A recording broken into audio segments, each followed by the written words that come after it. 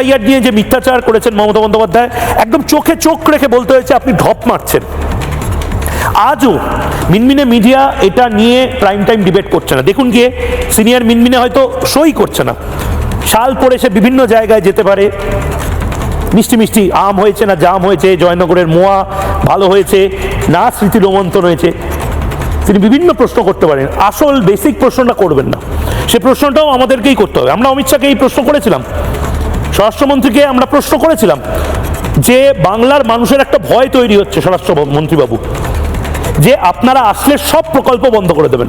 তাই জন্য তৃণমূলের লোক, সাধারণ খেটে খাওয়া মানুষজন যারা হয়তো তৃণমূলে বিরক্ত, তারা বিজেপিতে যেতে ভয় পাচ্ছে। এরকম কি কোনো সম্ভাবনা আছে?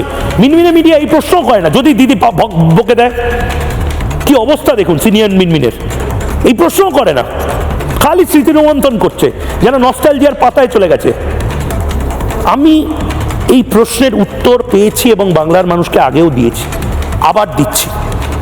অমিত শাহ ক্যাটাগরিক্যালি কলকাতায় বসে এর আগেও বলেছেন, এখনো বারবার বিজেপির তরফ থেকে বলা হচ্ছে, যে যে প্রকল্প রয়েছে তৃণমূলের দ্বারা শুরু করা বা সিপিএম এর দ্বারা শুরু করা যে যে প্রকল্প বাংলায় রয়েছে, সব প্রকল্প চালু থাকবে, উল্টে টাকা বাড়তে পারে। শুনুন।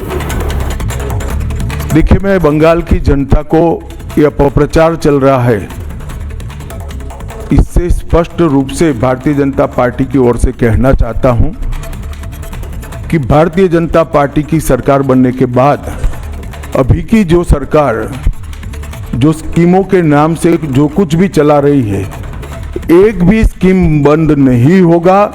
और हमारे घोषणा पत्र में हम जितने भी स्कीमें करेंगे उसको जमीन पर उतारेंगे।